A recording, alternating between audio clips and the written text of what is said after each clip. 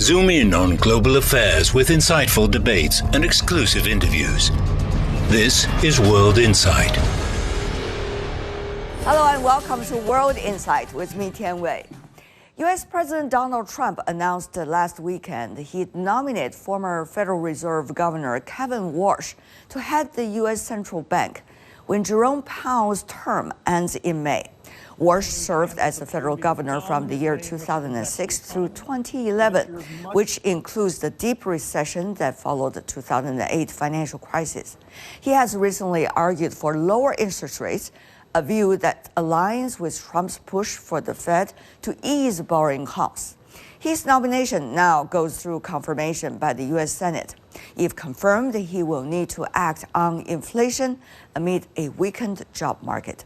So what does the nomination mean for the U.S. and the global economy? Let's loop in our panelists. In Shanghai, we're joined by Hu Jie, professor of practice at Shanghai Advanced Institute of Finance, or CAIF, at Shanghai Jiao Tong University. He formerly worked at the U.S. Federal Reserve Bank of Atlanta as a senior financial economist.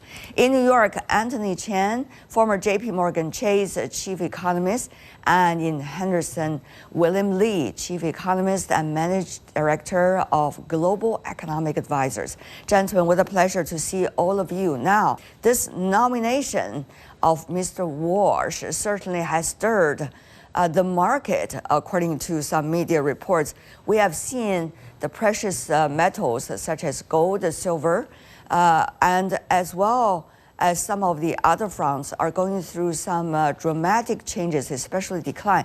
What does that say to all of us, Mr. Chan? Well, I think the markets are somewhat of the view that Kevin Warsh, who has traditionally been a hawk, will in fact preserve the independence of the Federal Reserve and pay close attention to the inflation numbers. Keep in mind that Kevin Warsh was a former Federal Reserve governor, so he does have experience with the organization. And he also has the view that he wants to shrink the balance sheet. So all these things are viewed as potentially disinflationary, and therefore the allure of gold and silver is just a little bit less as the early perception. Now, Mr. Lee, is it fair to link the latest price changes of all these precious metals and some other fronts to Mr. Warsh, or is it just a market analyst favorite to do so? Well, I think today's reaction that we're seeing right now is partly a Warsh reaction because there's more certainty that he is the candidate. Up until now, for the last several weeks, you've had this rise in commodity prices, especially gold and silver, where people are just panic and say, let me just get out of fiat currency because I don't trust fiat currencies anymore. But with Warsh now on the horizon and in fact, squarely the nominee and has supported President Trump, we're going to see what he's going to bring, which what I call the Warsh maneuver. And the Warsh maneuver is he can actually lower rates the way President Trump wants so that mortgages and business loans can be cheaper, but he can contain the inflationary effects and in fact offset the inflationary effects of that by shrinking the balance sheet, as Anthony said. And we know that he'll do that and carry out that principle of containing inflation because he's a principled man. Professor Hu, you've been listening to your U.S. counterpart discussing the latest maneuvers. What do you think, as an observer, what is going on with the choice of Federal Reserve Chairman in the U.S.?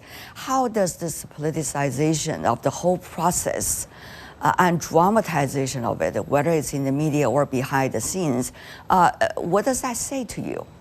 Anyway, every selection process has to consider the professional qualification. So the candidates' experiences, training, and the credibilities are always the foundational issue to be considered. I think Mr. Warsh, Kevin Warsh, has passed that, as I pointed out. And for this one, it's different by its own, in that everybody has seen President Trump has made such a big tension between himself and the Fed. I think this time the tension point is the interest rate. But fortunately, on this point, I think Mr. Warsh has shared the same view as the president. So this one is going to be resolved. Another thing to be noticed is that Kevin Warsh has shared the view with the president that the Fed needs to be reformed, even though maybe each person has different view on what need to be reformed. But anyway, reform itself is a common consensus at this point of time between the two. We have seen media coverage, at least, talking about Mr. Warsh suggesting faster interest rate cuts. That's probably aligning him more with the U.S. President Donald Trump. But at the same time, he's also in favor of reducing the Federal Reserve balance sheet. What do these tasks mean for the policies change if he is being confirmed? Mr. Chan. Well, there's some challenges there, and I think Bill Lee talked about the balance sheet, and that's a laudable goal. But keep in mind that when he basically became Fed governor in 2006, the balance sheet was about 6.4% of GDP. If you bring that balance sheet to 6.4% of GDP today, back then GDP was much lower, and today it's much higher, you would have a balance sheet of about $2 trillion. We have a balance sheet today of the Federal Reserve of $6.6 trillion. Lowering it to $2 trillion will be a challenge. Currency in circulation itself is already $2.3 trillion. So I think he would move in that direction to lower that balance sheet, but it's not going to be the same size of a balance sheet relative to the GDP number that it was in 2006. Because the world has changed. So it's a little bit more challenging. But at the same time, that is a goal. And I think it's probably a good thing, because why should the Federal Reserve be holding mortgage-backed securities? They probably should be holding only Treasury securities. And some Fed officials like Bostic of the Atlanta Fed has actually said the Federal Reserve should be holding Treasuries in proportion to the distribution of Treasuries in the marketplace, and therefore less involved with all these extra securities, and you can lower that balance sheet, but it's not going to go back to where it was in 2006 relative to the GDP number. How much interest do you think is outside the United States about that balance sheet? And as a result, the role of the Federal Reserve, Professor Hu? Well, every country is watching what's going on in the United States Fed. Yes, the balance sheet is too big. And by the way, when we go back to look at the tool set, balance sheet controlling as well as the interest rate controlling are both tools for controlling inflation. So it is a choice of which tool you use more. Each tool has its own characteristics, and the balance sheet expansion certainly benefits the investors more rather than the producers and the consumers, while the interest rate controlling benefits or hurts all the parties kind of equally. So by using balance sheet expansion less, is likely to be a more reasonable choice for the Fed in the future, as well as in the history. It's only in the past 10 years or so that the Fed has been using this tool a lot more than before. So I think it makes sense to shifting the policy tool emphasis on into interest rates more. I think it makes sense, but it's going to be a gradual process because the market is already there, and any change has to be very subtle and in a very smooth process. Right. Otherwise, the disturbance to the financial markets will be very hard. Mr. Lee, your thoughts on this? Yeah, you mentioned the political implications of this kind of a policy, and let me refocus the discussion to say who's going to be benefiting from the Warsh maneuver, right? The lowering of rates and the shrink of the balance sheet. Lowering of rates means that consumers and home buyers will have the likelihood of lower rates and more affordable loans. The banking system, because it'll be drained of liquidity, will be less able to make these short-term loans, but instead the loans will be made by private credit and private debt markets, where the people who are there are more sophisticated investors and are able to take the risks. So essentially, it's shifting the burden of lending more onto the private sector and away from the banking system. And one of the things we learned in the 2008 financial crisis is the more risk you load onto the banking system, the more likelihood of a systemic crisis. So I think for purposes of policy, the mix that Governor Warsh is proposing, which is to shift the burden of risky lending onto the private sector, take it away from the banks, and make loans more affordable for small businesses and for consumers, that's a win-win-win, right? All sides. The policymakers are happy, the business people are happy, and the banks are less happy, right? But in some sense, the banks are relieved that they don't have to go after the more risky lending business. Interesting. Professor Hu, your response there?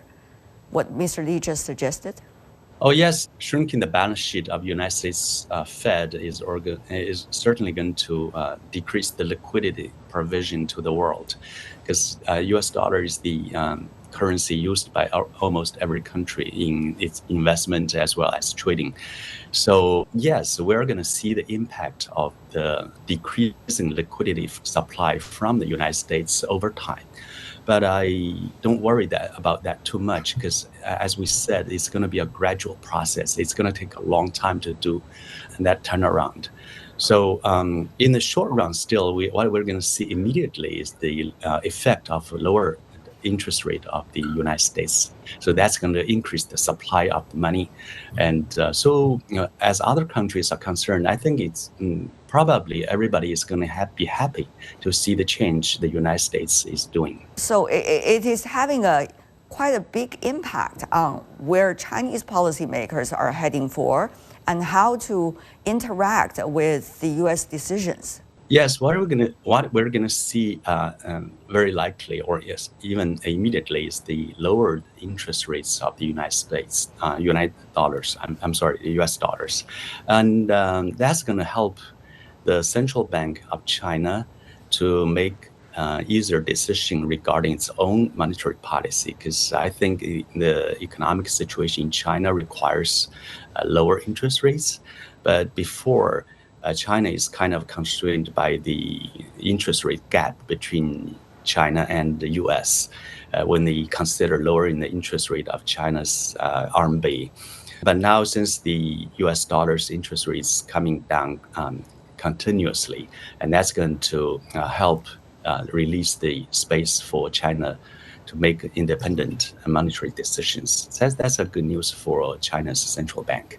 Mr. Chen, do you think that logic works? Well, I think it is good news for China, because right now what China has is deflation. I mean, they've had more than 30 consecutive months of negative growth in the producer price index. So they do need a little bit more stimulation, but at the same time, they have high debt. And that's one of the reasons why I think that when they decide to establish the growth range for China, they're probably going to abandon the 5% growth rate and probably go to maybe 4.5% to 5% to give them flexibility, stimulate the economy. But again, they have some limits as to how much they can lower interest rates. And this will give them a little bit more breathing room on that part. And then they could also add more stimulus, which I think they will do, the trade-in subsidies and things like that, to stimulate consumer spending. So they're going to be relying on several toolkits or several tools to stimulate the economy and get faster economic growth, given the constraints that they're under. What about the independence of the Fed? That has been so much debated since this president came in to the office and had a fierceful debate with the Federal Reserve Chairman Powell. The issue is not about independence, I said earlier. It's about Fed accountability and limiting Fed mission creep. The Fed shouldn't be doing work and policymaking on climate change or diversity and equity and inclusion, these DEI kind of policies. The Fed should focus on central banking. And that's the view that which is monetary policy and ensuring a safe banking system. And going back to that mandate, I think would be a very positive thing. Independence is determined by Congress, not the president. The Federal Reserve Act is what preserves Fed independence. And so long as that is in place, Congress can take away or give independence to the Fed. The presidents, as I said before, every president has said lower rates, lower rates, lower rates. Some presidents, like President Johnson, right, are much more aggressive. President Trump is in that aggressive camp, but nowhere near as bad as Johnson. And Obama and Clinton, everyone has said lower rates. So jawboning with the Fed has been a traditional practice in American politics going all the way back. So I think the independence issue is a non-issue so long as Congress says the Fed is independent, and so long as the Federal Reserve Act doesn't change. Independence is absolutely crucial. every study, whether it's at the IMF or in academics or at the Fed, has always shown that inflation performance of a country is much better when the Fed is independent. So that is really critical to the credibility of a central bank and the effectiveness of a central bank. What I'm saying is that the attack on Fed independence is overblown in the press because there has been no attack on Fed independence. There's been attack on Fed mismanagement of resources, attack on Fed management of its mission, expanding its mission beyond its mandate. So it's resource and managerial accountability, which is in question. Were the Fed chairman from Janet Yellen back to days of Alan Greenspan? Were they good managers of Fed resources? And the answer that Kevin Warsh and President Trump is saying is that given the mission creep, given the expansion of the Fed mandate, they've been lousy managers and mismanaged resources. That's the attack, not on independence, not especially on policy independence. Mr. Chen, what does it say to you about the Fed independence? What exactly is it? And how much the executive branch of the government will have impact on the Fed decisions, please? With the Johnson situation, Johnson allegedly even used violence and actually used physical violence against the Fed chairman. There's another case, and that is the case with Richard Nixon and the Fed chairman at the time, Arthur Burns. Clearly there, that Fed chair did not have much independence. They were getting a lot of pressure from the White House and basically pursued a very flexible monetary policy. And guess what happened? Inflation really skyrocketed. And the reality is that Kevin Warsh is correct in saying we should not be afraid of faster economic growth. What we should be afraid of is economic growth that exceeds potential economic growth. If you have a situation like that, then you can have inflation. But if potential growth is rising, and he believes that it is rising because of artificial intelligence, it could push the underlying trend of productivity from its long-term trend of about 2%, maybe another 1%. And then you even have Kevin Hassett, the head of the National Economic Council, who's arguing that because in the fourth quarter, the Atlanta Federal Reserve is forecasting 5.4% growth, and we had the government shutdown that may have subtracted 1.5%, that the real growth is about 6.9%, almost hinting that we can actually grow at 6.9% without having any inflation. That is a very, very difficult argument for me to be convinced. Because yes, potential growth can go up because productivity goes up another 1%. And in fact, studies by the St. Louis Fed and Goldman Sachs suggest that maybe productivity has got up anywhere from 0.2% to 1%. But productivity overnight is not going to go up 3, 4, or 5% so that we can justify. But Kevin Warsh is correct, and so is Kevin Hassett. Productivity is going higher. All I'm saying is it's not going 4 or 5% higher than the trend. So you got to be careful about how fast you grow this economy. Remember that the inflation rate is still 2.7% and the target is 2%. What are some of the tools that the Federal Reserve Chairman could have in so-called remain independent? Mr. Chen, once again. Well, I think that the tools are very obvious, and that is the Federal Reserve has to, of course, avoid all the mission creep that Bill Lee's talked about, but they have to make decisions that are justified by the economic fundamentals. If the markets perceive that they're making policy decisions based on pressure from the White House, then that independence starts to go away. Then the financial markets start acting as though there's no independence. But again, I don't expect Kevin Warsh to be that type of Fed chair. In fact, there was one interview where I saw him actually say that if the president was looking for someone to head the Federal Reserve and not have independence, that they had the wrong person. So that convinces me that he is serious about maintaining. Now, he's talking about lowering interest rates, and some people get a little bit nervous, but I think it's because he feels artificial intelligence is going to add to productivity, so it gives them the flexibility to lower interest rates. But if he sees that at some point, lowering interest rates is leading to even higher levels of inflation, I think he will pivot and not go down to the 1% federal funds rate that the president has been advocating for a long time. Professor Hu, what do you think is the so-called Fed independence? What is Federal Reserve independence, and how much significant is it for outside, for not just the United States, the rest of the world? Well, independence for central banking is required by the working logic of central banking, because history has proved that if we don't have central bank independence, it's likely to be negative, and it's even possibly a disaster. So it is well recognized. Also, it's well protected by the legislation. The Federal Reserve Act has already given the independence protection for the Fed. So I don't think the basic, the foundation is still there. Plus, the view held by Mr. Kevin Warsh is also guarding the independence. He has called it operational independence. So I think so far we don't really have to worry about the independence of Federal Reserve. Back to the issue whether independence means the Fed has to be always different from the president on the policy view. That's not necessarily true. What we see is that for the next 1 year or so, the policy orientation of Mr. Kevin Warsh is the same as the president, that is lowering the interest rate.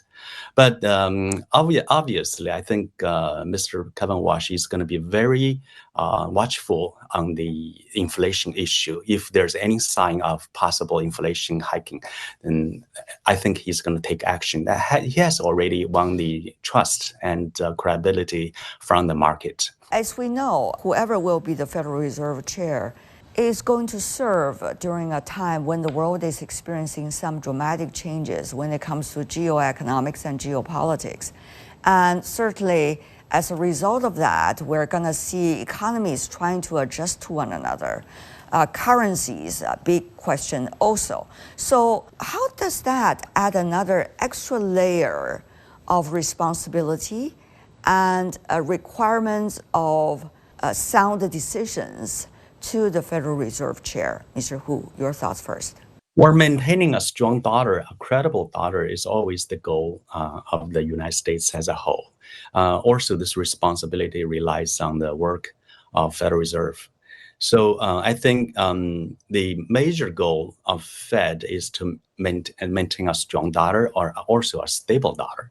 And one thing is to control the inflation rate very tightly, so that it's not going to hurt the value of dollar. Everybody has confidence in holding dollar. That's going to maintain the U.S. dollar's position in international arena. And geopolitical tensions certainly have heightened the awareness of everybody, and especially in the Federal Reserve, that it has to maintain a very credible dollar for the United States economy, as well as in the political arena in the international game. Mr. Chen? Well, I think maintaining a strong dollar is important. And I think that's why the financial markets got a little bit nervous when the president was asked about the value of the dollar. And because it was declining, and he said the dollar was just doing fine. So that got people a little bit nervous. But we also have to keep in mind that the Federal Reserve's responsibility is not directly to influence the dollar. That responsibility is with the U.S. Treasury. And of course, when Chairman Powell was asked that question, he did reiterate that very clearly. But in pursuing good economic policies, the dollar should be held pretty strong. And if you have low inflation, and the other mandate of the Federal Reserve is to have healthy economic growth, then the dollar should be pretty strong, assuming that the Treasury is not pursuing strategies to lower the value of the dollar, which historically it has not done that, unless there's been an exceptional circumstance out there. Mr. Lee. The Treasury Secretary is the main person responsible for preserving the credibility of the dollar. And that means keeping the fiscal deficit contained, keeping the debt from growing excessively, and ensuring people that if they buy Treasury bills, they're going to get paid back. And they're going to get paid back in the same value that they bought it with, which means the international value of the dollar has to be stable or predictable. And I think that's the element. I think that's the challenge that faces the Trump administration and China, for that matter, because China also wants its currency to be internationalized, the renminbi to be used as a transaction vehicle around the world. Now, I think China's got a few more hurdles to cross, like making the currency more convertible and allowing different types of regulatory changes to take place for international capital flows. So, but that's in the pipeline, I'm sure. So the superpowers are dealing with maintaining their currencies, but the challenge is that all of these middle countries are looking for different ways to find different transactions medium. In my mind, the bulk of the challenge is with Treasury to have the deficit, which is why the tariff revenues have been such a joy for Treasury to be say, hey, we've got more sources of revenue now to pay for these high expenditures. Maintaining a strong dollar sometimes is a little bit confusing. Maintaining a strong dollar, there are twofold of meanings. One is maintain the credibility of dollar. Yes. That is the responsibility of Fed. Maintaining a strong dollar in the sense of higher exchange rate that's the responsibility of the Federal the Treasury Department. So that is the different aspects of U.S. dollar. But when we talk about geopolitical tensions, usually we mean the credibility of the U.S. dollar rather than the exchange rate of the U.S. dollar. Sometimes lower interest exchange rate is even better for the United States in international trade and investment. And thank you for your insights. Hu Jie, Anthony Chen, William Li, appreciate it. Thank you. And that's all the time we have for today. I'm Tian Wei on behalf of the team. Thanks for being with us. I'll see you tomorrow. Bye for now.